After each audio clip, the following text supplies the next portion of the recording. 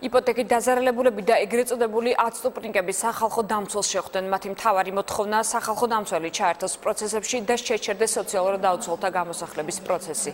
შეხვედრის შემდეგ ომბუდსმენმა განმარტა, რომ ვალდებულება გამოსახლების შეჩერების შესახებ ხელისუფლებას აკისრია. ის აცხადებს, რომ რეგულაციები დასახვეწია.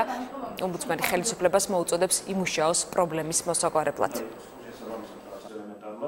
რამდენი ადამიანი შეიძლება ჩაითვალოს და ფაქტურად სწორედ ეს არის პროგრამის მესმის რომ ეს არის კერძო სამართლებრივი ურთიერთობა, რასაც დაკავშირებითაც სახელმწიფოს კომპეტენცია სამწუხაროდ შეზღუდულია, თუმცა მე ვფიქრობ, რომ არის საკითხები, რომელიც პირდაპირ უკავშირდება ადამიანის უფლებებს და მნიშვნელოვანია ხელისუფლებამ გაამახვილოს ამ საკითხებზე ყურადღება. ვეცდებით, რომ მაქსიმალური ყურადღება გამოავლინოთ ამ პრობლემების აღმოფხვრისთვის ხელისუფლების ყურადღების მიპყრობის მიზნით. ჩვენ გვყავს სახალხო დამცველი, რომელსაც კანონი არ აძლევს უფლებას, რომ დაიცვას ადამიანი.